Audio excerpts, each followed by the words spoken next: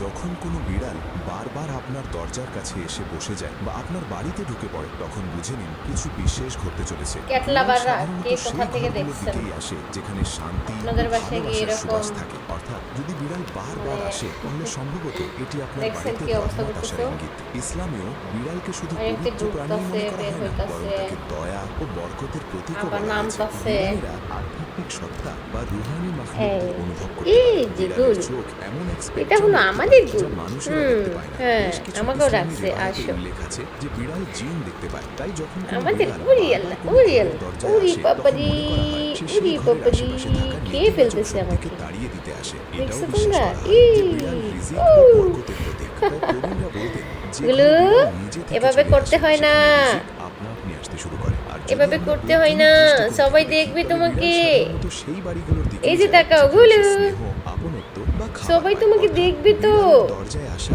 এরকম সবসময় দুষ্টুমি কোনো করলে না তো কোনো তোমাকে কেউ ইতিবাচক স্পন্দনের লক্ষণ। ভালোবাসা তাই দিবে না। পরের বার যদি কোনো বিড়াল আপনার দরজায় হুম, আসে, তাকে কেউ তাড়িয়ে ভালোবাসা না দিয়ে দিবে বলো? ভালোবাসার সঙ্গে খেতে দিন। আপনার সাথেও তো যদি কখনো ক্যাটলাবাররা এমন কে ঘটে কোথা থেকে থাকে, দেখছেন তাহলে অবশ্যই কমেন্টসে অবশ্যই জানাবেন।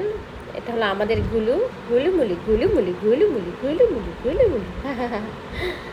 সবাইকে ধন্যবাদ। টুকি গুলু।